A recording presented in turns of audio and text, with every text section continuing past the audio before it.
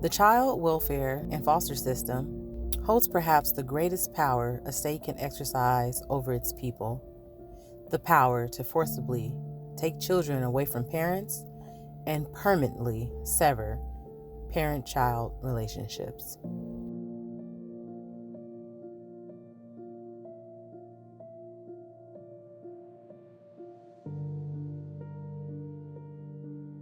ASFA, or Adoption and Safe Families Act, is a federal law that was passed in 1997 that has had a very serious, probably one of the most serious impacts on the child welfare system, and has kind of reverberated across communities for the last several decades.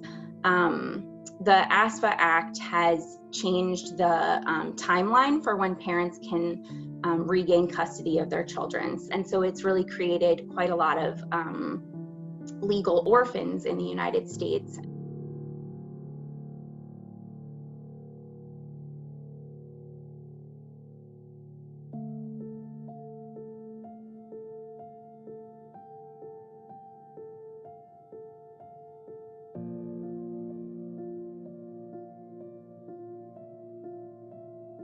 The day my son was removed from me last year in June, I was at my parenting class graduation, and I had been reaching out to these people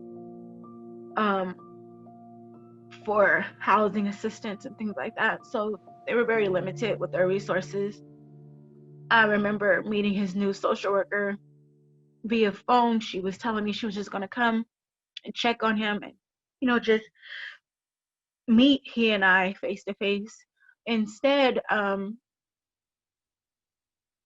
we were sitting outside waiting to meet with her, and the sheriff pulls up, and then another social worker pulls up, and then his actual social worker is walking behind all three of them, and the social worker, the one who I guess they're called referrals. The referral social worker is the one who told me I had to release him and let him walk to them. And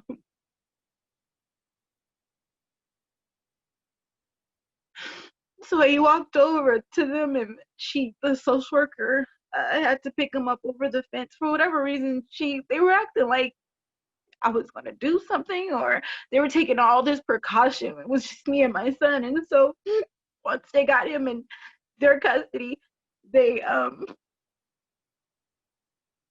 just handed me like this warrant that he has to stay away from me, and I have to stay away from him, and basically was telling me that they were removing him.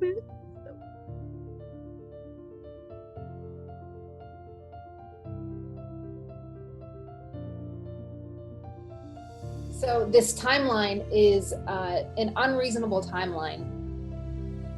And when this law was passed, over 40% of the families in the foster system were Black families. So it was very much known that this law would have the direct effect of permanently destroying Black families in particular.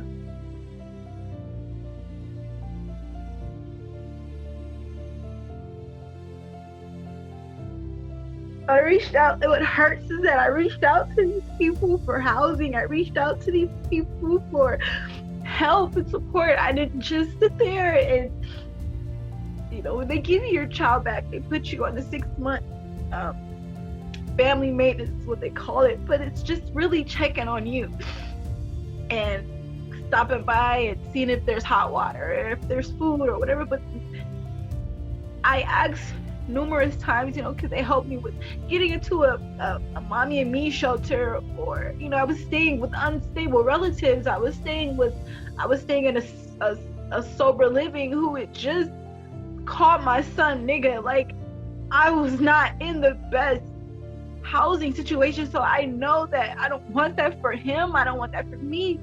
And it just feels like they just used all that against me. And it's like, I wasn't secretive. I told you guys.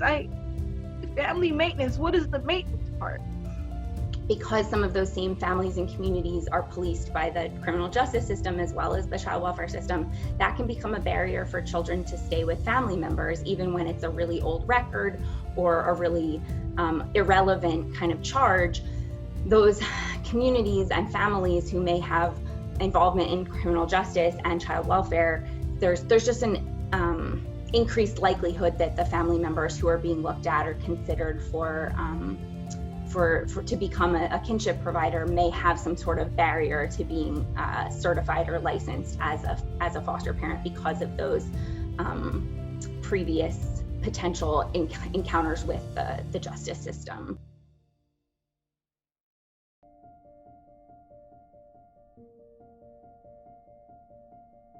This child, my grandson, has been, living with his mom since birth. Probably by the age of 1, his first year, we were aware that he was compromised living with her. We love him. He's lived with us. We bring them food. We buy his clothes. I stay in touch with all of his teachers since first grade. This has been difficult also because I love my daughter, and trying to help her and protect her while trying to protect her son and help her son was very tricky, very conflicting. We're going to issue a warrant will be issued for the removal of the child, for his removal. And I said, okay, because that was why I called CPS, because I wanted him removed from his mother's custody. I didn't know that it meant remove him from my custody. I got this text from my granddaughter saying, "Grandma, you need to come home. They're trying to take him." It was a shock to everyone to have this police cruiser flashing lights in front of my house and have 2 police officers standing in my grass on my front lawn. Now that we have him, now you want to show up and take him from me? And I kept asking her, why? Her response to me was, I don't know, I guess there must have been some kind of hit on the house. Took him, didn't give him back. They didn't give him back because my husband has a prior capital offense from about 50 years ago.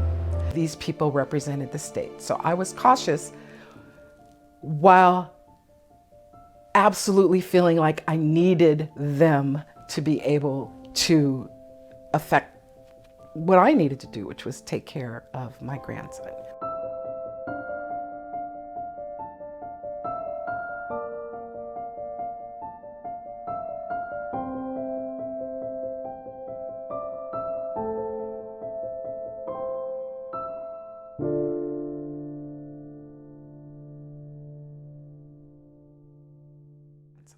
The foster care system is, all throughout my time there, I witnessed and encountered so much abuse that I became callous to it, and I took that into the world.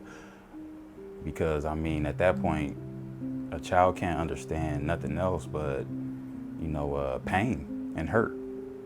I was introduced to gangs here in the foster system. And one of the things that even like I said, I had a real bad problem running away.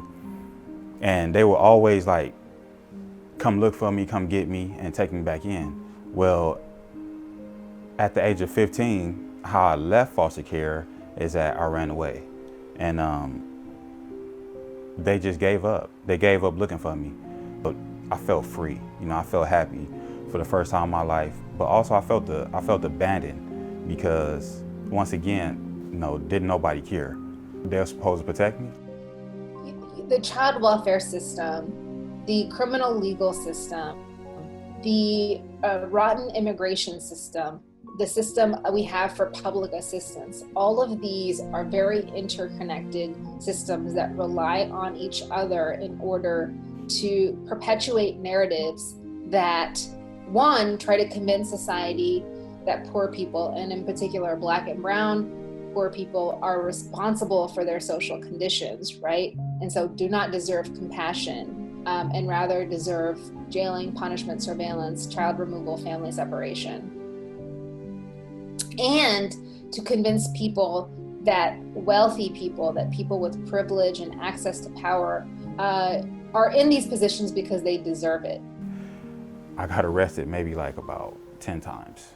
I was out on the streets for a couple of months, and I continued to get arrested. I always had hope when I went to the foster care that, yeah, she would come back, you know. Even that's, I used to just always pray for that, just to be back with my mother. For a young man to just have family problems or just a little rebellion, and he's put inside these institutions, because eventually I learned fast how to stop running away from my problems and how to fight back. The foster care system is a gateway to prison.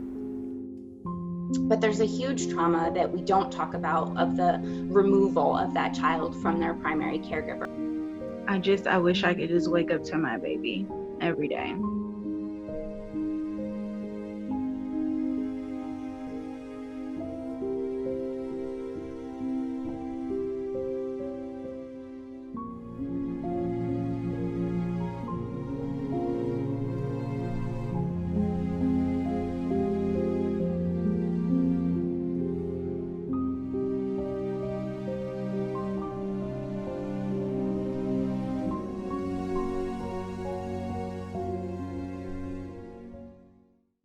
So hi, so one of the things that I'm asking today is that you join us in the Defund Child Welfare System Invest in Families campaign. We want to see some of that money being redirected from foster care families who have no connection to our children and being invested back into the community. There's no reason why a child should be left unsheltered. There needs to be adequate housing in our community. Our motherhood matters. And if you believe that, you would join me. Please join us, www.timeforchangefoundation.org. We can't do this alone. All kids matter. All kids matter, but it's not going to mean nothing if our kids don't matter. Please help us end the cycles of family separation today by donating at www.timeforchangefoundation.org or calling us at area code 909-886-2994.